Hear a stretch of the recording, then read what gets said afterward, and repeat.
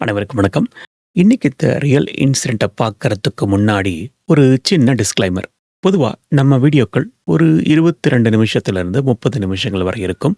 இன்னைக்கு கேஸ் கண்டிப்பா அதையும் தாண்டி போகும். அநேகமா டோட்டல் டியூரேஷன பார்த்துட்டு தான் நீங்க உள்ள வந்திருப்பீங்கன்னு நம்புறேன்.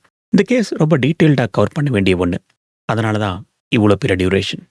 பார்ட் 1, பார்ட் 2ன்னு பிரிச்சு போடாம ஒரே எபிசோட அப்லோட் பண்ணாதான் உங்களுக்கும் கேட்கறதுக்கு சுவாரஸ்யமா இருக்கும் அப்படிங்கிறனால கொஞ்சம் லென்த்தா இருந்தாலும் பரவாயில்லன்னு ஒரே எபிசோட அப்லோட் பண்ணியாச்சு. இல்ல இது ரொம்ப லென்த்தா இருக்கு, பிரிச்சு போடுங்க அப்படின்னா உங்களுடைய கருத்துக்களை கீழே இருக்கிற கமெண்ட் பாக்ஸ்ல சொல்லுங்க. அடுத்து வரப்போற கேஸ் ஏதாவது இந்த மாதிரி லென்த்தா போச்சு அப்படின்னா அதை பிரிச்சு போடலாம். சரி, வாங்க ஆரம்பிக்கலாம். இது ஜனவரி 24, 2008 ஹரியானா மாநிலத்துக்கு பக்கத்தில் இருக்க குர்காம் நகரத்தோட செக்டார் 23 பகுதி வழக்கம் போல பரபரப்பா இருந்தது.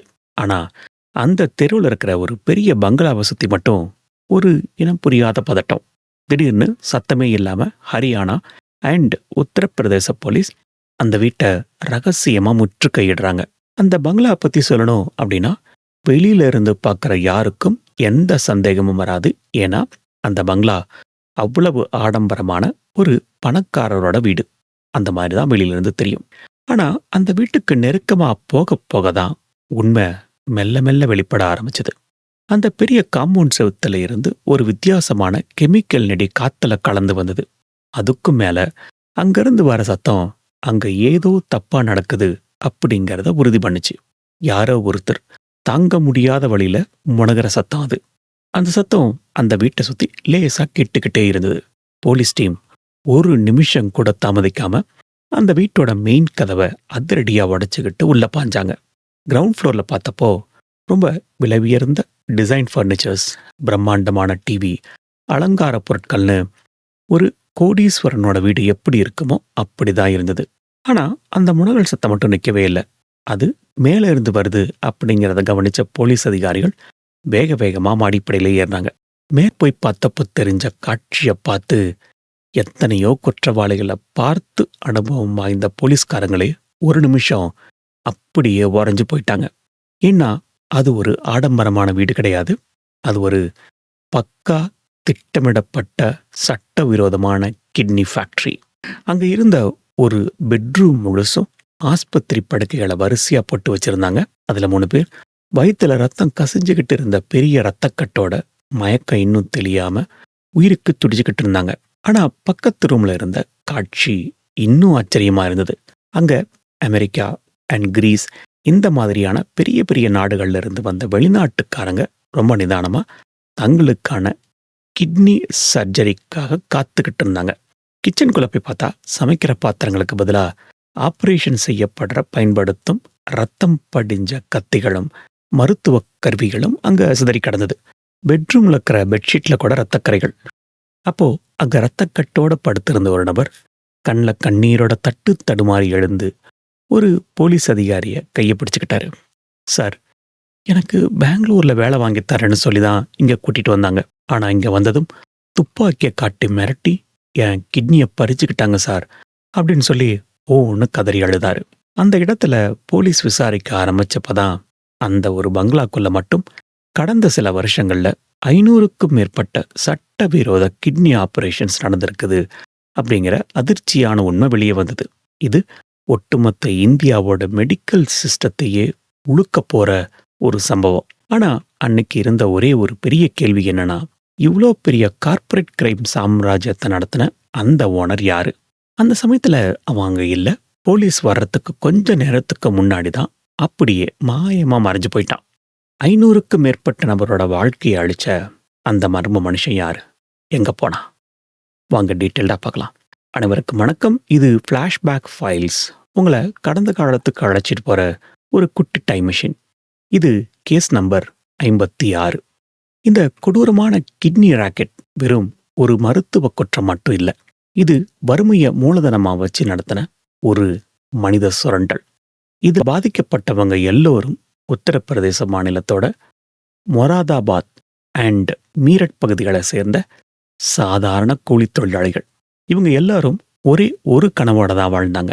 எப்படியாவது கஷ்டப்பட்டு வேலை செஞ்சு நாளைக்கு என் குடும்பத்துக்கு சாப்பாடு போடணும் அப்படிங்கிறது தான் அது.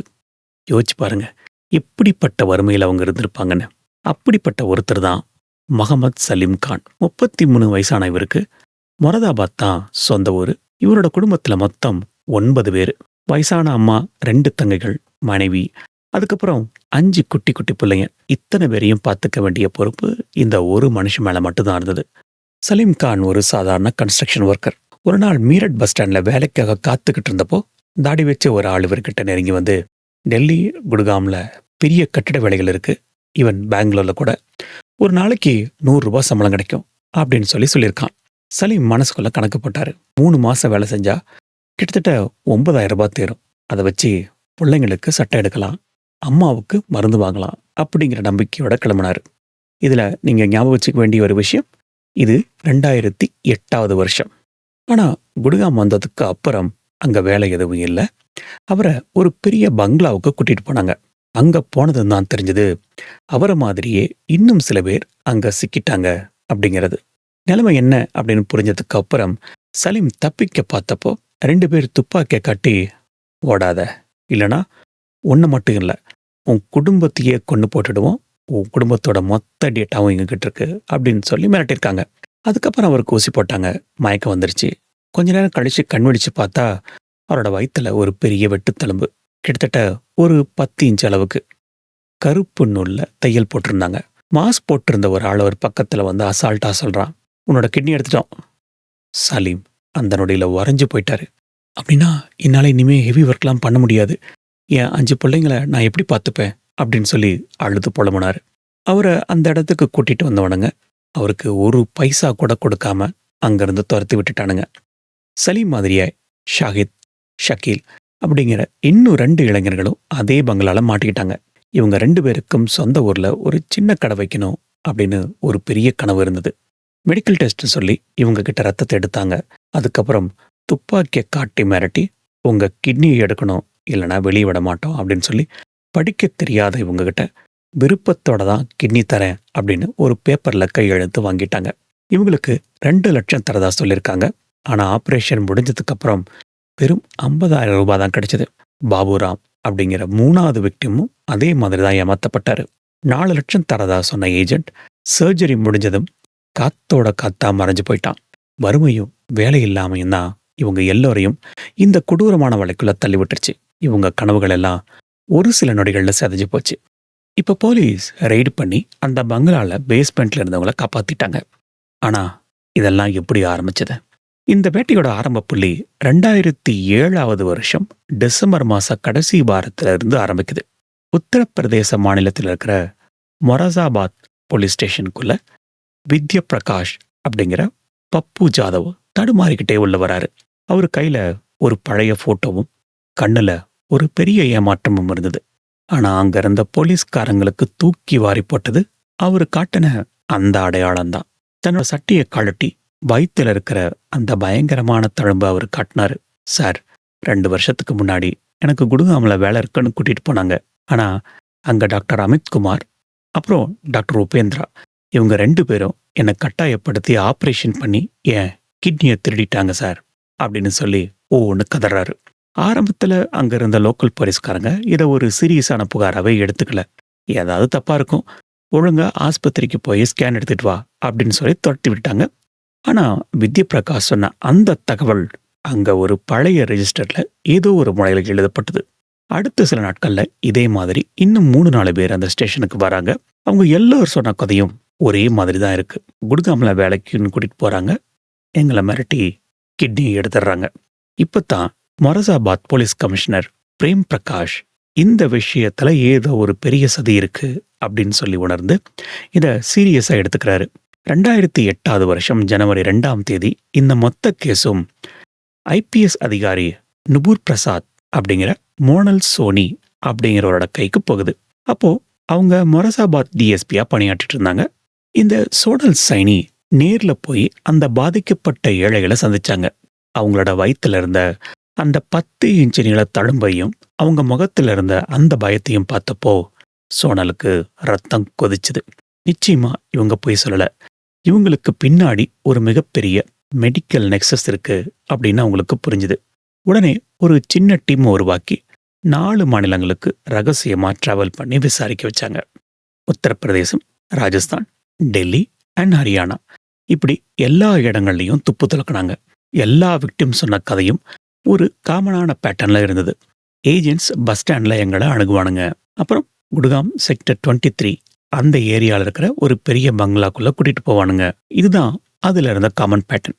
ஜனவரி 18 அன்னைக்கு சோனல் குட்காம் போலீஸ் கமிஷனர் முகேந்தர் லால் அவங்கள தொடர்பு கொண்டு ஒரு ஜாயிண்ட் ரைட் பண்ணலாம் அப்படின்னு சொல்லியிருக்காங்க. ஆனா அந்த பங்களா எது அப்படிங்கறதான் இப்ப பெரிய கேள்விக்குறி. ஜனவரி 19 இருந்து 23 வரைக்கும், அதாவது ஜனவரி 23 வரைக்கும் ஒரு ரகசிய கண்காணிப்பு, ஒரு சர்வைலன்ஸ் நடந்தது. போலீஸ் அதிகாரிகள் நார்மல் மஃப்டி ட்ரெஸ்ஸை போட்டுக்கிட்டு வீடு தேடுறவங்க மாதிரி அந்த செக்டார் 23 ஏரியாவை சுத்தி நோட்டம் விட்டாங்க. ஜனவரி 20 சாயங்காலம் அந்த பெரிய பங்களாவை கண்டுபிடிச்சாங்க. 6 அடி உயர செவுரு, வெளியில இருந்து உள்ள பார்க்க முடியாத பாரி டிண்டட் கருப்பு கண்ணாடி ஜன்னல்கள், வாசல்ல நின்ன பெரிய பவுன்சர்ஸ் அப்படின்னு அந்த இடமே ஒரு மிஸ்டீரியஸ் பிளேஸ் மாதிரி இருந்தது. அடுத்த 3 நாள் போலீஸ் விடாம அந்த வீட்டுக்கு பக்கத்துல இருந்த கட்டடத்துல இருந்து கண்காணிச்சாங்க. ஜனவரி 21 வெளிநாட்டுக்காரங்க வண்டியில உள்ள போறதையும், இன்னொரு பக்கம் உத்தரப்பிரதேச நம்பர் பிளேட் போட்ட வண்டிகள்ல ஏழைங்க உள்ள போறதையும் கவனிச்சாங்க. ஜனவரி 22 அன்னைக்கு ஒரு ஆம்புலன்ஸ் மாதிரி வண்டி ஒன்று உள்ள போய் அதுல இருந்து சர்ஜிக்கல் எக்யூப்மெண்ட் பெட்டியில இறங்குச்சு. ஜனவரி 23 அன்னைக்கு உள்ள இருந்து ஒரு நபர் வழி தாங்க முடியாம கதற சத்தம் கேட்டப்போ சோனல், இனிமே தாமதிக்க கூடாது, நாளைக்கே ரைட் பண்றோம் அப்படின்னு சொல்லி முடிவு பண்ணாங்க. ஜனவரி 24 விடிய கால 6 மணிக்கு குட்காம் போலீஸ் ஹெட் குவார்டர்ஸ்ல இருந்து 200க்கும் மேற்பட்ட போலீஸ் அதிகாரிகள் ஒன்று திரண்டாங்க. ஹரியானா போலீஸ், உத்தரப்பிரதேச போலீஸ், அப்புறம் கிரைம் பிரான்ச், இப்படின்னு கூடவே ஆயுதம் ஏந்தின போலீஸ் படைன்னு ஒரு பெரிய பட்டாளமே அங்க இருந்தது. 7:45 மணிக்கு அந்த பங்களாவை 3 திசையில இருந்தும் போலீஸ் சுத்தி வளைச்சாங்க. வாசல்ல இருந்த காவலாளிகள் கதவை திறக்க மறுத்தப்போ போலீசார் ரேம் அப்படிங்கிற கதவை உடைக்கிற கருவியை பயன்படுத்தி அந்த மெயின் கேட்டை அதிரடியா உடைச்சுக்கிட்டு உள்ள பாஞ்சாங்க. உள்ள தரைமட்டத்துல அமெரிக்கா, கிரீஸ் நாட்டை சேர்ந்தவங்க குழப்பத்தோட நின்றுட்டு இருக்க. கிச்சன்ல பார்த்தா நம்ம முன்னாடி பார்த்த மாதிரி எல்லாமே சர்ஜிக்கல் இன்ஸ்ட்ருமெண்ட்ஸ். மாடியில இருந்த ஆபரேஷன் தியேட்டர்ல அப்பதான் ஒரு சர்ஜரி முடிஞ்சு ரத்தம் இன்னும் காயாம இருந்திருக்கு. அந்த சமயத்துலதான் உயிருக்கு போராடிட்டு இருந்த நம்ம ஆரம்பத்துல பார்த்த சலீம், ஷாகித், ஷக்கீல், இந்த 3 பேரையும் கண்டுபிடிச்சாங்க. போலீஸ் முழு விசாரணையை ஆரம்பிச்சாங்க. அந்த சமயத்துல அங்க இருந்த அமித் குமாரோட கிளைண்ட் டைரி கிடைச்சது. அதுல 600க்கும் மேற்பட்ட பேர்களோட பணப்பரிமாற்ற விவரங்கள் இருந்தது. இவ்வளவு ஆதாரங்கள் கிடைச்சும் ஒரு பெரிய அதிர்ச்சி என்னன்னா, அமித்குமார் அங்க இல்ல. யாரோ ஒருத்தன் கொடுத்த ரகசியல் தகவல், அதாவது டிப் ஆஃப் வச்சுக்கிட்டு ஜனவரி 23 அன்னைக்கு நைட்டே அவன் அந்த இடத்துல இருந்து தப்பிச்சிட்டதா அங்கிருந்த டாக்டர் உபேந்திரா போலீஸ்ட சொல்லியிருக்கான். போலீஸ் அந்த நரகத்தை அன்னைக்கு ஒழிச்சிட்டாங்க. ஆனா அந்த ராக்கெட்டோட தலைவன் தப்பிச்சு போயிட்டான். கையில கோடியான பணத்தை வச்சுக்கிட்டு போலீஸ் கண்ணில் மண்ணை தூவிட்டு தப்பிச்சு ஓடின அந்த டாக்டர் ஹாரர் இப்ப எங்க இருக்கான்? பதுவே அதுக்கு முன்னாடி இவன் இதெல்லாம் எப்படி பண்ணனா அப்படின்னு பார்த்துடலாம். இவன் இதை ஒரு பெரிய கார்ப்பரேட் கம்பெனி மாதிரி ரொம்ப நேர்த்தியா திட்டமிட்டு துல்லியமா நடத்தியிருக்கான். ஒரு பக்கம் வறுமையில வாடுற ஏழைகளை வேட்டையாடுறது, இன்னொரு பக்கம் கோடிகளோட வர வெளிநாட்டு பணக்காரங்களை கவனிக்கிறதுன்னு இந்த 2 துருவங்களையும் இணைக்க அவன் ஒரு பிரம்மாண்டமான சங்கிலி தொடர்பு உருவாக்கியிருக்கான். அந்த பங்களாவோட ஆடம்பரமான சோழலுக்குள்ள நடந்த அந்த நிழல் உலக வியாபாரம் எப்படி இயங்குச்சுன்னு பார்த்தா நம்மளோட ரத்தமே உறைஞ்சு போகும். இந்த டாக்டர் அமித்குமார் தன்னோட சாம்ராஜ்யத்தை மொத்தம் 3 தனித்தனி துறைகளா பிரிச்சு ரொம்ப சிஸ்டமேட்டிக்கா நிர்வகிச்சு வந்துட்டு இருக்கான். முதல் துறை ஆட்களை தேடி பிடிக்கிறது, அதாவது ப்ரொக்யூர்மெண்ட் டீம். இதோட தலைவன் அவனோட தம்பி ஜீவன்குமார். ஜீவன்குமாரோட வேலை என்னன்னு பார்த்தா, உத்தரப்பிரதேச மாநிலத்தோட மொரதாபாத், மீரட், பைரெலி அந்த மாதிரியான ஊர்களில் இருக்கிற ஏழை தொழிலாளிகளை குறிவைக்கிறது தான். இதுக்காக சுமார் 30 ஏஜென்ட்டை தன்னோட கைக்குள்ள வச்சிருந்திருக்கான். இந்த agents bus stand and market இந்த மாதிரியான இடங்கள்ல வேலை இல்லாம நிற்கிற 20லிருந்து 35 வயசுக்குள்ள இருக்கிற ஆரோக்கியமான ஆண்களை தேடி பிடிப்பானுங்க. பெரும்பாலும் இவங்களுக்கு பெரிய அளவுல கல்வி இருக்காது. அப்படிங்கிறனால இவங்ககிட்ட என்ன போய் சொன்னாலும் நம்பிடுவாங்க அப்படிங்கிறது அந்த கிரிமினல் கும்பலோட கணக்கு. டெல்லி குட்காம்ல பெரிய கம்பெனில வேலை இருக்கு. ஒரு நாளைக்கு 300 ரூபாய் சம்பளம் தருவாங்க. சாப்பாடு, தங்கறது எல்லாம் ஃப்ரீ இப்படின்னு ஆசை காட்டுவானுங்க. வறுமையில வாடுற பாவம் அந்த ஏழைகளும் இதை நம்பி அவங்களோட வண்டியில் ஏறிடுவாங்க. அடுத்ததா அந்த பயங்கரமான சேஃப் ஹவுஸ். அதுதான் அந்த குடுகாமில் இருக்கிற செக்டார் 23 இருக்கிற பங்களா. வெளியிலிருந்து பார்க்குறப்போ அது ஒரு ஆடம்பரமான கோடீஸ்வர வீடு மாதிரி ஜொலிக்கும். ஆனால் உள்ள கிரவுண்ட் ஃப்ளோரில் ஏசி ரூம்களோட ராஜ உபச்சாரங்களும் இருக்கும். மாடியில் ஜெர்மனியிலிருந்து கொண்டு வரப்பட்ட நவீன மெடிக்கல் எக்யூப்மெண்ட்ஸ் கொண்ட ஒரு ஆப்ரேஷன் தியேட்டர் இருந்துச்சு. ஆனால் இது எல்லாத்த விட கொடுமை அந்த வீட்டோட பேஸ்மெண்ட் பகுதி தான். அங்கே சத்தம் வெளியே போகாதபடி சவுண்ட் ப்ரூஃப் பேனல்கள் அடைச்சு பிடிச்சிக்கிட்டு வந்த ஏழைகளை அங்கே தான் அடைச்சி வைப்பானுங்க. அந்த வீட்டை சுற்றி சுமார் 6 அடி உயருக்கு செவுறு கட்டி துப்பாக்கி ஏந்திய பவுன்சர்களை காவலுக்கு வச்சுருந்தானுங்க. ரைட். அடுத்த துறைன்னு பார்த்தா கிளைண்ட் மேனேஜ்மெண்ட். இவங்க அமெரிக்கா, யூகே, கிரீஸ் இந்த மாதிரி வெளிநாடுகளில் இருக்கிற ஏஜென்ட்கள் மூலமாக கிட்னி தேவைப்படுற பணக்காரங்களை இந்தியாவுக்கு வரவழைப்பாங்க. ஒருத்தருக்கு 40,000 60,000 வரைக்கும் பேக்கேஜ் டீல் பேசுவானுங்க. அந்த வெளிநாட்டுக்காரங்க ஏர்போர்ட்டில் இறங்கினதும் அவங்கள ஒரு ஆடம்பரமான காரில் பிக்கப் பண்ணிட்டு பங்களாவுக்குள்ளே கூட்டிகிட்டு வருவாங்க. ஒரு விக்டிம் அந்த பங்களாக்குள்ளே நுழைஞ்சதும் அங்கே மெடிக்கல் டெஸ்ட் அப்படிங்கிற பேரில் ரத்த மாதிரிகள் எடுக்கப்படும். ரத்த குரூப் மேட்ச் ஆனதும் அவங்கக்கிட்ட உங்கள் கிட்னியில் ஒரு சின்ன கல் இருக்குது, இப்போவே சரி பண்ணணும் அப்படின்னு போய் சொல்லி நம்ப வைப்பாங்க. சப்போஸ் அவங்க உஷாராயிட்டாங்க அப்படின்னா, தப்பிக்க முயற்சி பண்ணாங்கன்னா துப்பாக்கியை கட்டி மரியாதையை அவங்க கிட்னியை கொடு, இல்லைன்னா இங்கேயே உன்னை பொட்டு தள்ளிடுவேன் அப்படின்னு சொல்லி மிரட்டுவானுங்க. இப்படி ஒவ்வொருத்தருக்கிட்டையும் ஒவ்வொரு வகையான மிரட்டல். படிக்க தெரியாத அந்த ஏழைகள் இங்கிலீஷில் இருக்கிற அஃபிடவிட்டில் நான் விருப்பப்பட்டு தான் கிட்னி தரேன் அப்படின்னு சொல்லி மறக்காமல் கையெழுத்து வாங்கிடுவானுங்க, சட்ட ரீதியாக சேஃபாக இருக்கிறதுக்காக. ஆப்ரேஷன் தியேட்டரில் மயக்க ஊசி போட்டு அந்த ஏழைகளோட வயிற்றுல 10 இன்ச்சு நீளத்துக்கு ஒரு பெரிய வெட்டை போடுவானுங்க. கிட்னியை தனியாக பிரித்து எடுத்து உடனே அதை ஐஸ் பாக்ஸில் வச்சு மேலே காத்துக்கிட்டு இருக்கிற பணக்காரங்களுக்கு பொருத்தி அனுப்பிடுவானுங்க.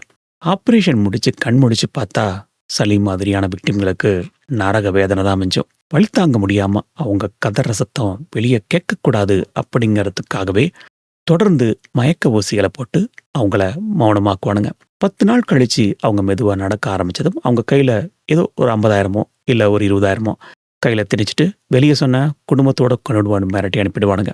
ஆனால் அமித்குமார் ஒரு சர்ஜரிக்காக சுமார் 30 லட்சம் ரூபாய் வரைக்கும் லாபம் பார்த்துருக்கான். இதுக்காக அவன் ஒரு கிளைண்ட் டைரி அப்படிங்கிறத பக்காவாக மெயின்டைன் பண்ணி ஒரு பிஸ்னஸ் மாதிரி இதை பண்ணிட்டு இருந்திருக்கான்.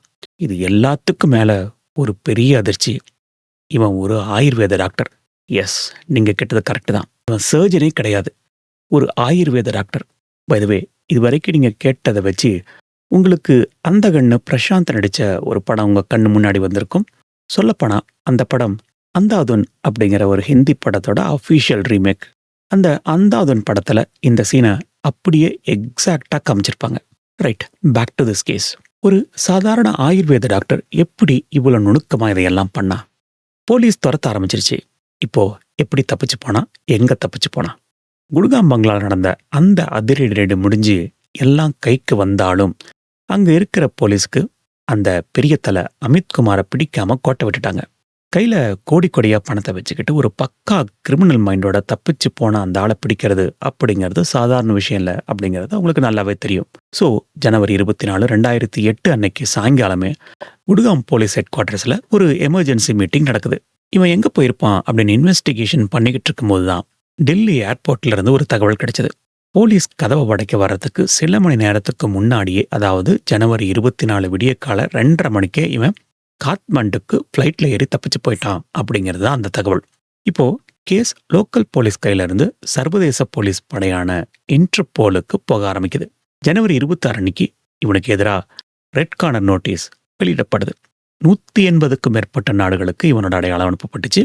ஆனா அமித்குமார் ரொம்ப கிளவர். வேற பாஸ்போர்ட்டை வச்சுக்கிட்டு வேற உருவத்தை மாத்திக்கிட்டு நேபாள் நாட்டில் எங்கேயோ பதுங்கி இருந்திருக்கான்.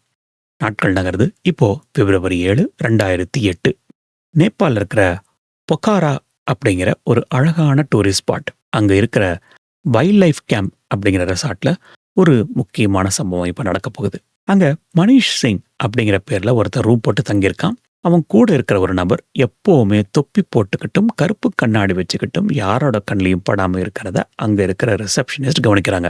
அன்னைக்கு காலையில் அந்த தொப்பி போட்ட நபர் நியூஸ் பேப்பர் வேணும்னு சொல்லி கேட்குறான். அந்த நியூஸ் பேப்பரோட முன் பக்கத்தில் கிட்னி மாஃபியா அமித்குமார் நேபாளத்தில் பதுங்கள் அப்படிங்கிற செய்தி வந்திருக்கு. அந்த பேப்பரை வாங்கிட்டு ரூமுக்கு போகிறான்.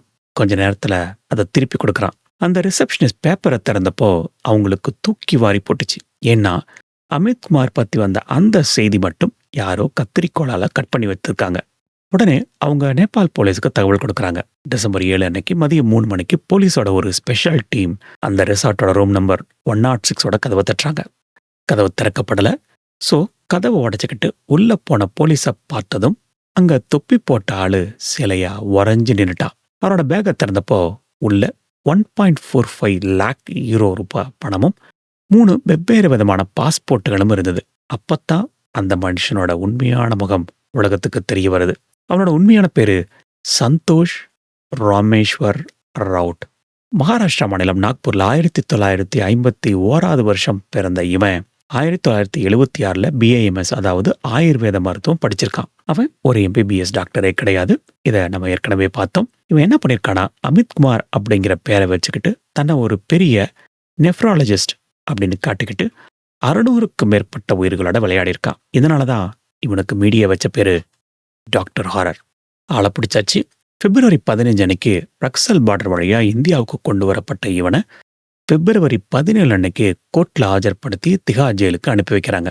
ஒரு வழியா அந்த மாஸ்டர் மைண்ட் கைவிலங்கிடப்பட்டு உள்ள தள்ளப்பட்டான். ஆனா ஒரு ஆயுர்வேத டாக்டர் எப்படி இவ்வளவு வருஷமா இவ்வளோ பெரிய மெடிக்கல் நெட்வொர்க்கை யாரோட கண்ணிலையும் படாம நடத்திக்கிட்டு இருந்தான்?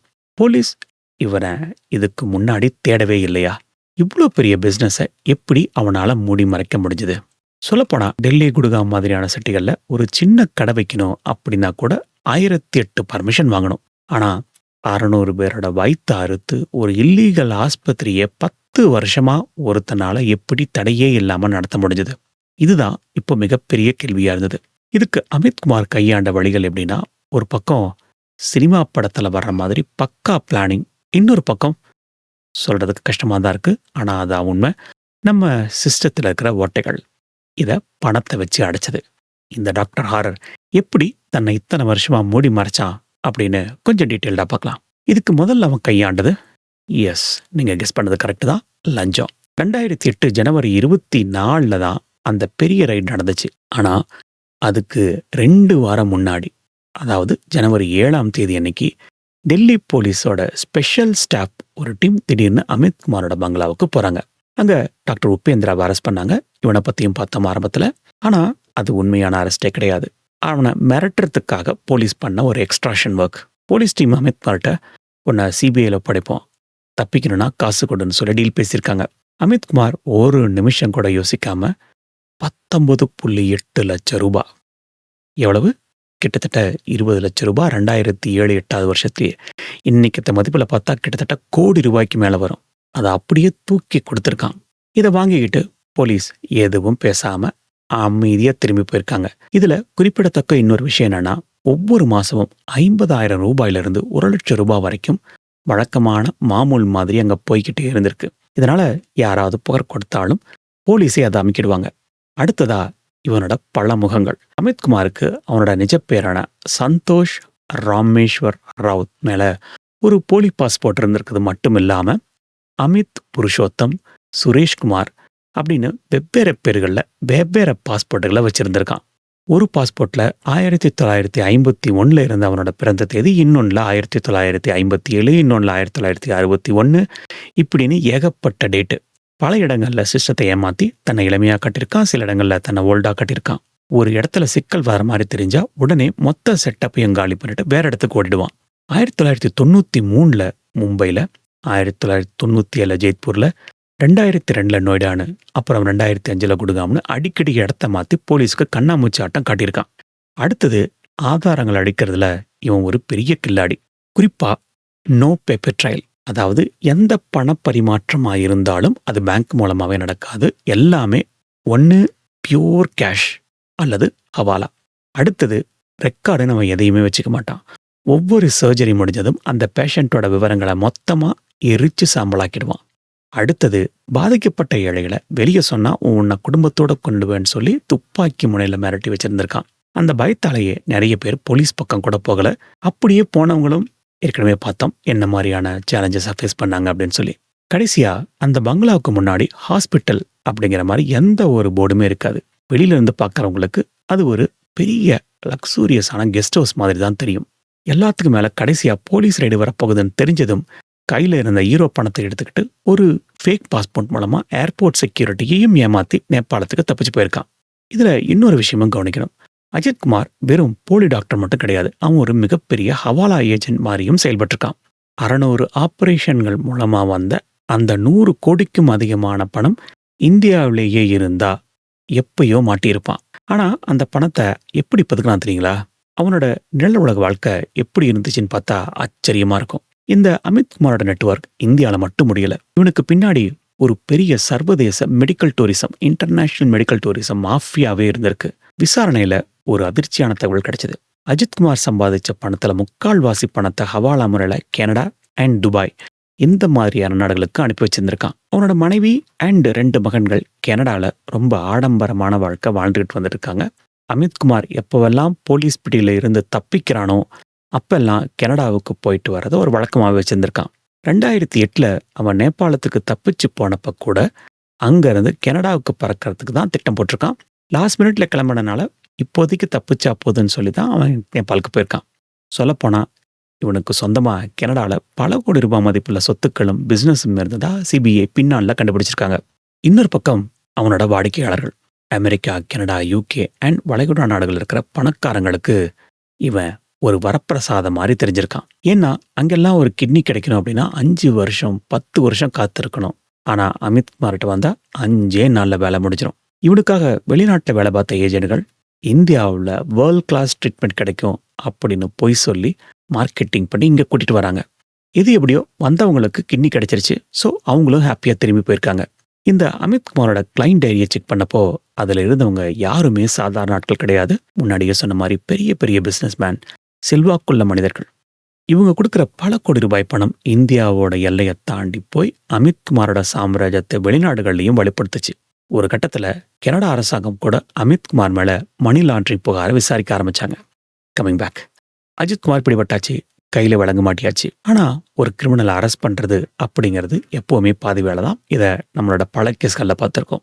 கோர்ட்ல அவனோட குற்றங்களை நிரூபிச்சு தண்டனை வாங்கி தரதுதான் உண்மையான சவால். அதுவும் இவ்வளோ பெரிய நெட்வொர்க்கு, இத்தனை கோடி ரூபாய் பணம் வச்சிருக்கிற ஒரு ஆளு சட்டத்தில் இருக்கிற ஓட்டைகளை பயன்படுத்தி அசால்ட்டா தப்பிச்சிருவான். அடுத்த 5 வருஷம் நடந்த அந்த நீதிமன்ற போராட்டம் ஒரு பெரிய த்ரில்லர் சினிமா மாதிரி தான் இருந்தது. இப்போ சிபிஐ அதிகாரப்பூர்வமா கேஸை பதிவு பண்ணாங்க. இதுல இந்திய தண்டனை சட்டத்தில் இருக்கிற குற்றச்சதி, மோசடி, கடத்தல்னு பல பிரிவுகள் சேர்த்து மனித உறுப்பு மாற்றச் சட்டம் 1994 அதுல இருக்கிற முக்கியமான பிரிவுகளையும் சேர்த்திருந்தாங்க.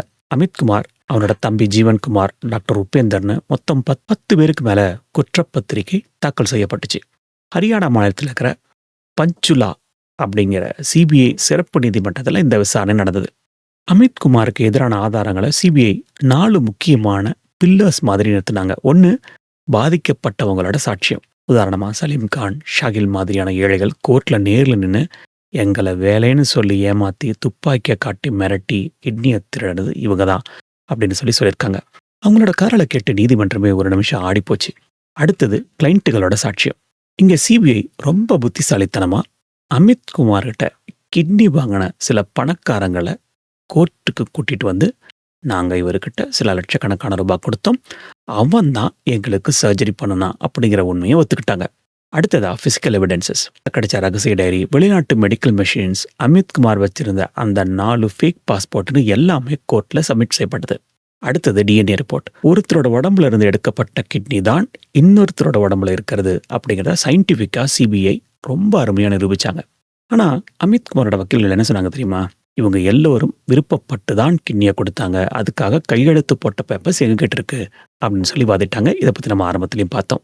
ஆனா படிக்க தெரியாத அவங்க கிட்ட துப்பாக்கி முனையில கையெழுத்து வாங்கினதை சிபிஐ ஆதாரத்தோட அடிச்சு உடைச்சாங்க. கடைசியா மார்ச் 22, 2013 அன்னைக்கு தீர்ப்பு வந்தது.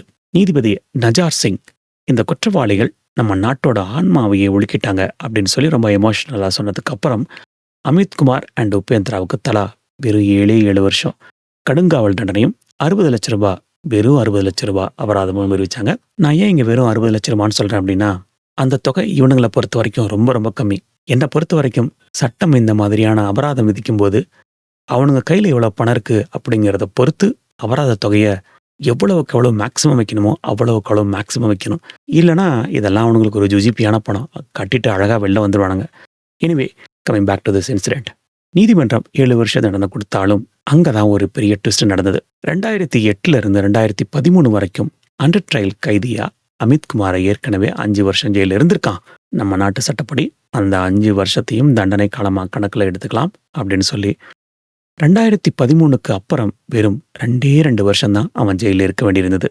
2016 அமித்குமார் ஜெயில இருந்து வெளியே வந்தான்.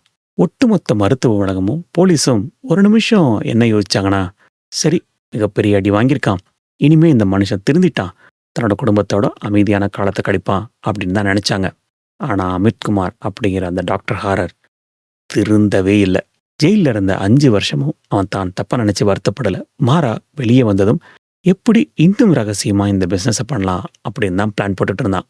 ஸோ அடுத்த சம்பவத்தை ஆரம்பிச்சான். 2017 வருஷம் செப்டம்பர் மாசம் உத்தரகண்ட் மாநிலத்தோட டெராண்டூன்ல இருக்கிற டொய்வாலா அப்படிங்கிற இடத்துல கங்கோத்ரி சேரிட்டபிள் ஹாஸ்பிட்டல் அப்படிங்கிற பேர்ல ஒரு ஆஸ்பத்திரி இயங்கிட்டு இருந்தது. சேரிட்டபிள் அப்படிங்கிற பேரை வச்சுக்கிட்டு அமித்குமார் அங்க ஒரு மிகப்பெரிய மறுபடியும் கிட்னி தொழிற்சாலையை ஆரம்பிச்சான். இப்போ அவனுக்கு துணையா நின்னது வேற யாரும் இல்லை, அவனோட சொந்த மகன் டாக்டர் அக்ஷய் ராவுத்.